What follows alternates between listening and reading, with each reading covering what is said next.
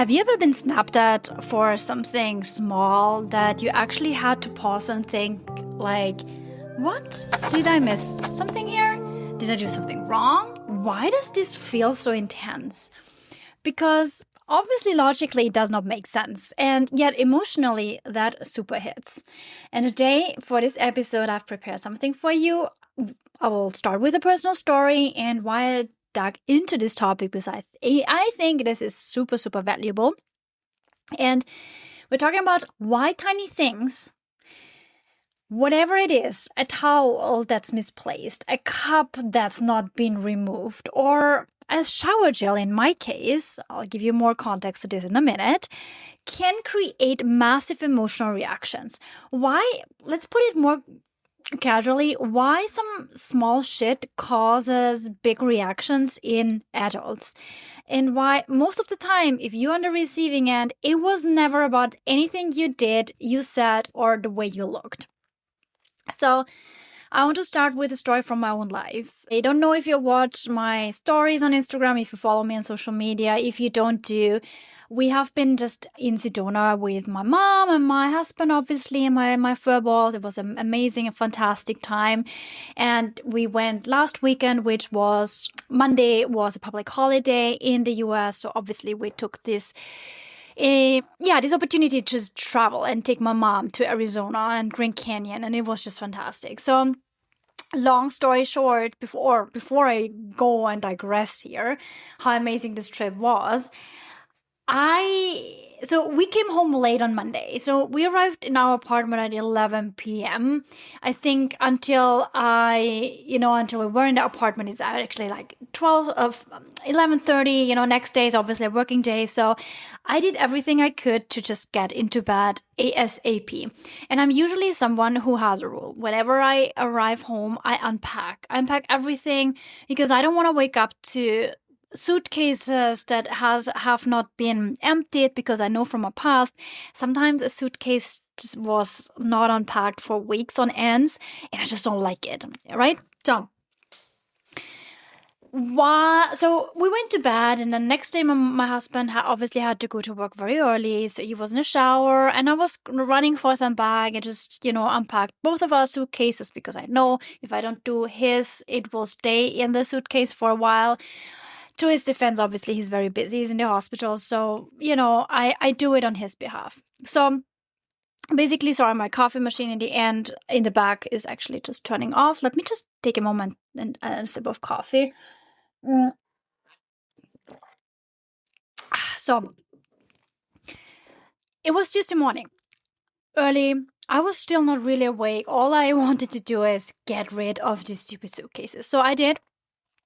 And my husband showered. He came out of the shower and he was looking at me very annoyed and said to me, "How is it possible that you have so many shampoos and conditioner bottles in the shower, but there is no freaking shower gel?" And he was not very, very happy. He was actually irritated. He was annoyed as fuck with me, and he was not happy. And I was like, oh, I was not prepared for that reaction, because he was really, really pissed at me. And I know when an adult reacts extremely exaggerated towards a tiny fuck issue, an issue meaning the shower gel wasn't within reach. And funny enough, my toiletry bag where my shower gel was in there, because I digress here, but it's important to mention, all these bottles of conditioner, shampoo, and shower gel and body lotion in a hotel, no matter how good the hotel is full of bacteria, because obviously they don't change the bottles, they don't wash the bottles, they just refill. And they're like, what happens every time they refill the bottles? Excuse me, a lot of bacteria kind of sneak in. I have learned that, and since then I'm just like, okay, thank you. And anyway, the quality is never really good. So I'm an avid shower gel bringing to the hotel kind of girl, and obviously with my shampoo and body lotions. And my toiletry bag was literally outside the shower, so it was not even, I don't know, an inch, but like maybe 20-25 centimeters away from the shower. So easily reachable, but obviously he didn't know that my shower gel was in the toiletry bag. He didn't also ask me So he had his door closed in the bathroom, but I was literally outside. So if he would have called my name, I would have easily heard him. I wouldn't even have to step in, because sometimes people just don't want anyone to come in when they shower. He just would have to call my name and ask where the shower gel is, and I would just have said, hey, either I give it to you, or if you don't want me to come in, it's literally in my toiletry bag, 25 centimeters away from the shower. So really not a biggie. So on a logic level, this made no sense. And in the past, if that happened, if my husband had a huge reaction towards something really tiny, I really flipped. I started to defend myself. I got really angry back at him. Like, are you really crazy? Do you really want to have a conversation or a fight around something so tiny? I would explain with logic. And you know what? If someone is triggered about something tiny, let me tell you, if you come with logic, it's not working. It's actually disconnecting you from the other person, because it's not about the shower gel. It's not about me forgetting to put the shower gel back into the shower. And also what I want to say is, usually I have a shower before I hop into bed. But I was so tired the night before that I just simply skipped it, because I was just like, I just didn't feel like it. I just wanted to sleep. It was a 5 hours fucking kind of airplane flight ride, and I just wanted to sleep. So in the past, I always went with logic. I was always like, okay, your reaction is exaggerated. Why didn't you just call me for the shower gel? And I have learned so much, especially in my marriage, to make my marriage a safe space for healing, for trauma healing, for everything that happened in the childhood. Because let's be honest, our parents do mess up, and they did mess up. And we as parents also do the same, not the same like literally, but we also mess up our kids, because come on, shit happens. And tiny trauma can happen through something that we might, as adults, might not even be aware. So, okay, he comes out annoyed. He vents at me. And I was just like, and I was fortunately regulated enough to catch before my amygdala started to fire. Because if my amygdala, the reptilian brain, the brain that's the threat detector, before this tiny little thing there in my back of my brain starts to fire, and I lose my shit and my control, and I go into defense. I am such a defensive person. And you know what? You hardly win a fight with me, not because I'm so great, but I can be a really nasty bitch when it comes to fighting. Not because I'm calling you bad names, but I have really, I can just argue and argue and argue with, because I have arguments, and I grew up with 3 brothers and a sister, so mind you, I have a lot to defend when I was younger, and I have a lot, obviously defending a lot of things that I made. Like, I was a mischievous girl. I was definitely not nice. So yeah, I defended myself knowing I did something wrong.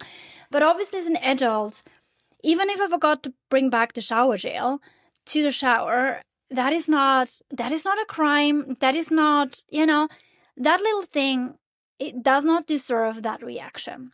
And that was always my thing where I flipped. I was so like, I had this belief, this is unfair, and I do not let anyone talk to me like this.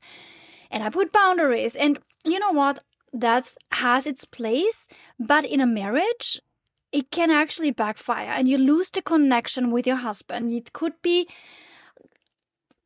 adding to the grievances and resentments. Each party will pile up. And is that worth it? No, not for me, because obviously I want this marriage to last forever. Until one of us leaves the earth, I want this to be a forever marriage. I don't want to marry. I don't want to marry again. I don't want to get divorced. I just want to be with my husband and just deal with each other's shit. And I'm a freaking coach, and I really have high expectations towards myself to not appease anyone or heal my husband or make his life easier by swallowing things and be a punching bag or a doormat, but by just giving a space for me doing the best I can as a wife and also containing my own childhood triggers, because obviously my trigger is my childhood trigger. My childhood wound is getting vented at, getting yelled at, getting accused of things, or, kind of complained at for tiny things I did as a child. I mean, I wasn't that bad of a child, obviously. I was just a child as everyone else. And, sometimes you do things that you just don't know, or you might have been a little bit tricky. But, sometimes the reaction I got from my mom, especially, was so disproportional to the crime I committed. Let's put it this way.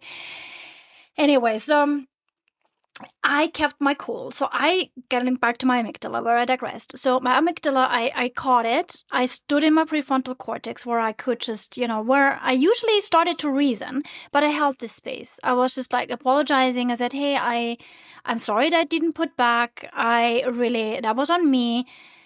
And at the same time, you could have called me. I would have, given it to you. It was not far from you. Yet, I totally understand your frustration. I get that. And I know you need to go to work and, you have to deal with this. And I just listened to him and were like kind of holding his reaction in a way. And, in this moment, it's not good to react. It's not good to think that you can solve this unless you can see someone else's nervous system is getting back to regulation and they start to apologize.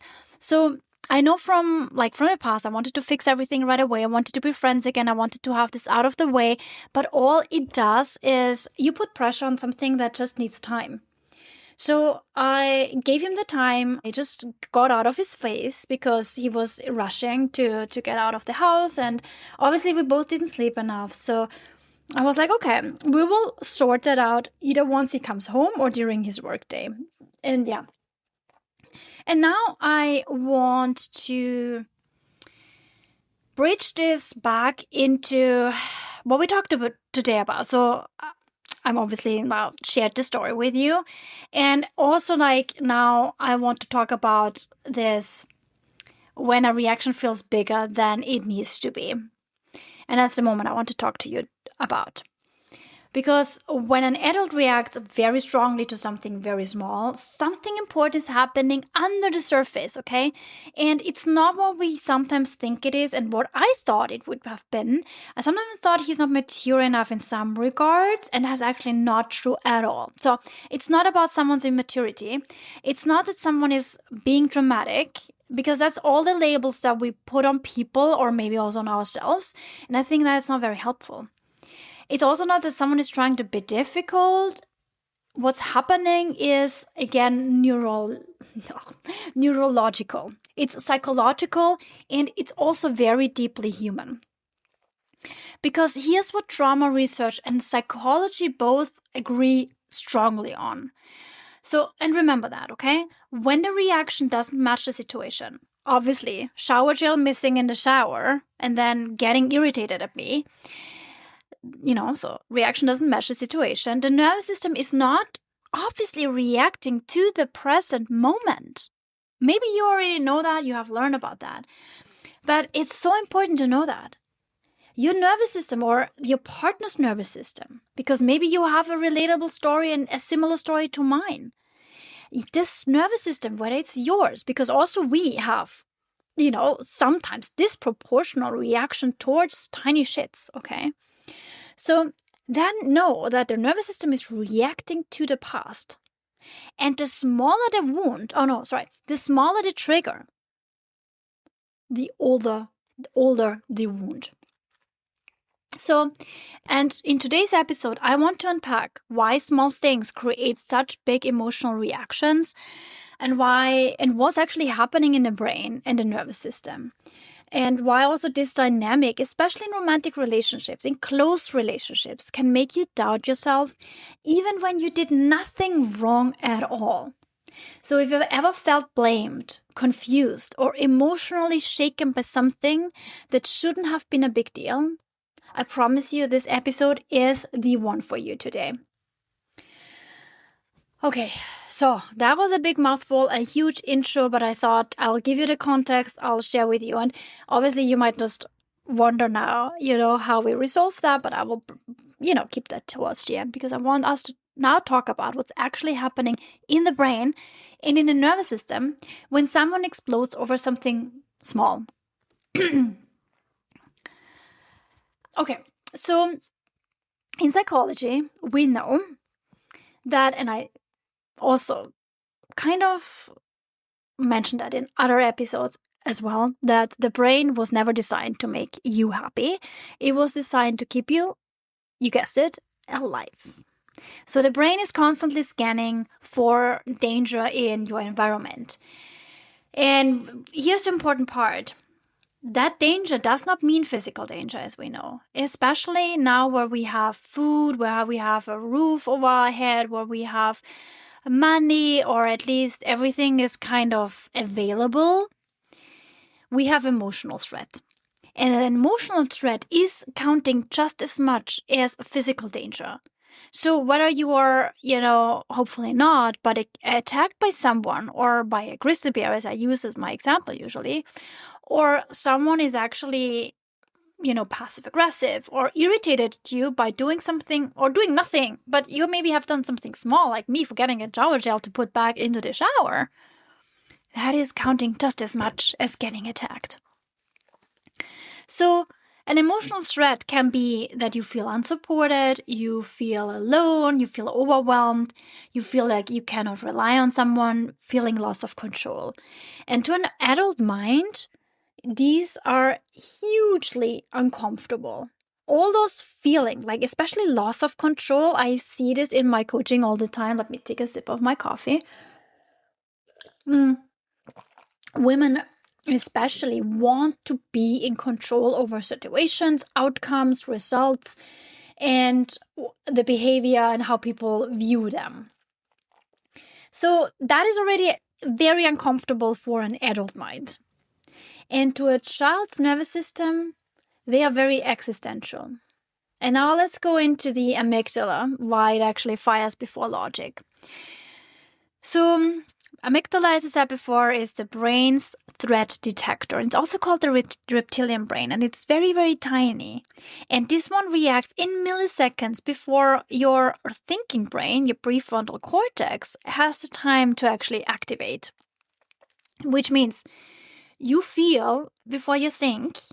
So when something tiny happens, the amygdala doesn't ask, oh, does that make sense to have that reaction? Can I react like this?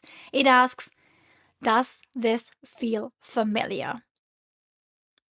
If it feels familiar to early stress, somehow it connects it back to childhood, it fires. And once it fires, your heart rate increases, your cortisol and adrenaline will be released, and the body prepares for fight, flight, or just going after the person with blame. And at that point, your logic, your reasoning, your good heart, your compassion, your empathy, all this good me's is just done. It's not there. You are offline. And that is why you cannot reason someone out of a triggered state. So if I tell my husband, hey, the shower gel was there, it was just within your reach, it just does not help. You cannot reason with someone. It's also not, again, about the shower gel. It is about something so much deeper. And there is something called implicit memory. And I'll go into what that means. And I want you to know that implicit memory is the hidden river, or hidden driver, not hidden driver, your hidden driver in your system. And this is also a huge piece of trauma research. And I obviously not an expert here. I'm not trying to be. I just want to kind of break it down in an easy, digestible way, because I think the more we know about our biology and about trauma, the easier it is also to have more empathy and compassion, understanding towards ourselves, our reactions, our faults, and especially also for others. So early experiences are stored as implicit memory, not a narrative memory. That means implicit memories are not remembered as stories. They are remembered as sensations. So you might not be conscious of the story or when something happened or how it happened. You are remembering it as sensation, as bodily sensation. Your body stores it all. It stores and remembers it as tensions, as an urgency, as frustration, as panic, or also aloneness. So later when you're grown up, a tiny situation can activate the same body state that you had as a child. And it's not because the situation is big, but because the body recognizes that feeling that gets triggered. And the nervous system goes again, oh, not again, my God. So yeah, even though consciously you have no idea why someone reacts strongly, it's happening. So, and why small triggers are often stronger than big ones. So this part I found super fascinating and wanted to bring this into today's episode because I thought you would geek out on that as much as I would. So big adult stressors often activate the thinking brain. Isn't it interesting? So, I don't know, a catastrophe or something, big in your life. Think about it. Something big in your life happened. Maybe not something positive, something more like stressful. Activates your thinking brain, but small, mundane moments bypass the logic and go straight to the emotional brain. Like, would you have thought that? I wouldn't. I was like, when I read that, I was like, huh? But it makes so much sense. And I tell you why. Because childhood trauma happened often. Not for everyone, obviously, because there is small and big T trauma, right? But let's say you have smaller traumas. Not the big ones. I'm talking about the smaller ones. Those happen in ordinary moments. They happen in mornings, in certain routines, in transitions, in needing something, in being rushed, or in situations where you were not supported or helped. So ordinary moments now have the emotional charge. That's why a missing item like a shower gel or something not done, a slight inconvenience can trigger something massive. And it's not symbolic, it's stored in the nervous system.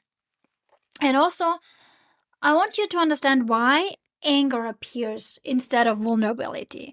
Why is it that instead, often I notice that people react irritated, frustrated, or angry instead of like crying. My husband wasn't crying because he didn't have the shower gel in the shower. He was irritated at me. So, anger or irritation are call this a secondary emotion. So primary emotions are fear, sadness, helplessness, and vulnerability. But if those were unsafe to express when you were a child, your system learned to just bypass them. So what happens is anger shows up with that. So an anger comes with energy, direction, and a sense of power, right? Sometimes it feels good to dump emotionally or vent on someone. It feels good in the moment, but afterwards you feel really bad. So it's obviously just a very short-term relief, but it comes with a sense of you gain some energy, you are like in power, right? But so instead of feeling I'm overwhelmed, I'm stressed, your system flips it to, why didn't you do this? Why is there no shower gel? Why didn't you put it there? So, and this is also not a conscious process. It's a protective one. And anger keeps, obviously, you, the person who is kind of obviously feeling the anger, from feeling small again, from feeling like you were a child where adults were just, ruling over you kind of, or where you were just not seen and heard enough. So, and then also, before we close off, I want to just go into attachment because it's so important. So the attachment theory explains the target, and that's where it also becomes super important. Attachment research shows that you regress emotionally in close relationships. Because if you have noticed, with your bestie, she wouldn't have vented on you. She wouldn't have been irritated at you. Let's say if my bestie, Simone, would be here and it was her instead of my husband, she would have called me. She would have said, like, hey, where's the shower gel? So it doesn't happen in those relationships. It happens in closer relationships and usually in romantic ones. And that's not because, obviously, the people involved are immature. It's because attachment activates this early wiring. And your partner unconsciously becomes, like in my case, I unconsciously become the caregiver, the safe base, and the emotional regulator. Obviously, I mean, come on, I'm also a human. I also have my triggers where I'm venting on my husband. So then it's the other way around. So when in our case, because that's now the recent story, I became the caregiver. I became the safe base. I became the emotional regulator for him and for me. And when stress hits, the nervous system looks outward for regulation. It wants a regulated nervous system. And when it finds a dysregulated nervous system, it becomes even more dysregulated and even more unsafe, and the reaction becomes bigger. That's why sometimes fights can really be blown out of proportion. And that's also why the reaction lands on you or on your partner. And that's because you're emotionally close with someone, or me with my husband. And then obviously insight comes later down the line. So after the nervous system settles and your cortisol drops, the breathing rate kind of gets reduced and slows down. Yeah, your prefrontal cortex, your thinking brain comes back online. And then obviously you start to regret. You feel like, oh, that was too much. That wasn't fair. I overreacted. And that's when the adult is speaking again. That is why apologies can be genuine and are not manipulative, and where insight after the fact doesn't, and then obviously, so that's when apologies are happening. And yeah, in our case, my husband obviously, called me, I think an hour or two later, and I gave him the space. You know what mistake I made? Like, a few years back, maybe a year, 1.5, because it's not that long ago, but it's been such a journey, and I've wanted to do the best I can in our marriage. I gave him the space because in previous times, I would have texted him. I would have emotionally dumped on him via text saying, this was unfair, this is so illogical, do you know how childish this is? I would actually be not a good person in that sense. I mean, obviously I couldn't do much better because it's hard to be regulated and stay regulated when you get, someone's frustration for something minor. But it is so important to give the other person space. And obviously my husband called me and we had a conversation around this. When he came home, we had another conversation, and hey, it was done. It was done. He, of course, understood that was an overreaction. He framed it even that way. And I mean, I understand what's happening. And then I was like, this would be such a great episode to bring to you, because sometimes he's on the receiving end of my irritation. And it is important for us to be aware of what's happening, not because we can stop it right away and it's vanished and we have no reaction ever again, but because it helps us, to kind of repair conflict and maybe not going too hard on the other person when we feel irritated, frustrated, angry for small things. And also, I'll leave you with this. When you see someone explode over something small, what you're witnessing is not a character flaw. You're witnessing a nervous system that learned so early on that when I'm stressed, I'm alone. And then, obviously, it learned to react accordingly.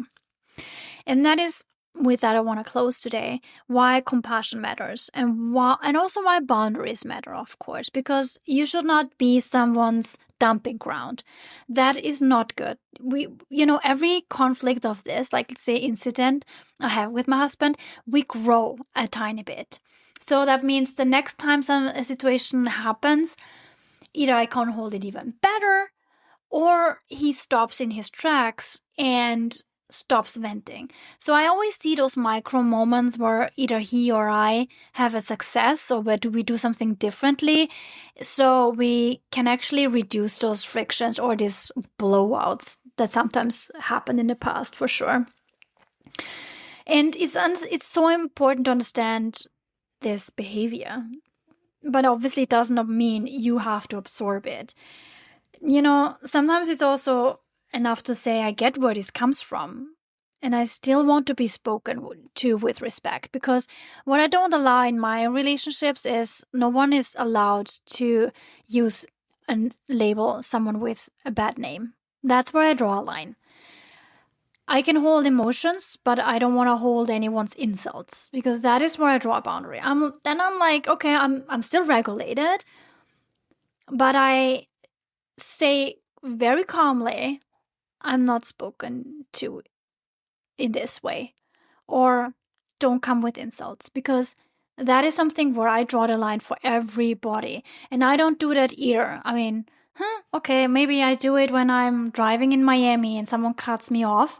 I can't label someone asshole, but I try to do better here. Yet I have to say, in relationships, in close relationships, I don't use any names anymore. In my 20s, I was quite someone who labeled people bad names, but that's over. It's in my past.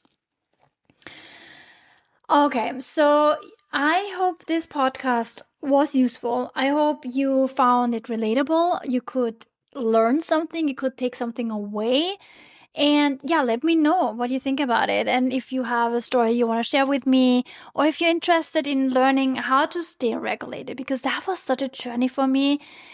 And I promise you, it doesn't need two people to change. It needs one person to change. And in that case, it was me, not because I'm the better person, but because I had all the knowledge and wanted to be better in holding each other's childhood wounds when they get triggered. So I can totally make a podcast episode about it, but I just need to know if that is interesting to you, if you want to know more about that. Without further ado, let's close here. Thank you so much for tuning in, and make sure your shower gel is always within reach. May it always be within your reach and your partner's reach.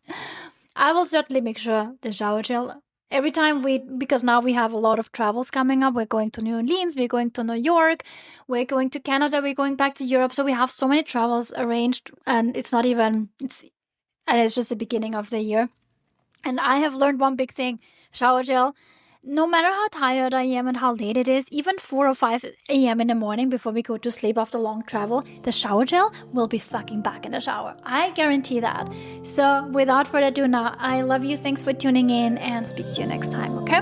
Next week. Bye, my loves.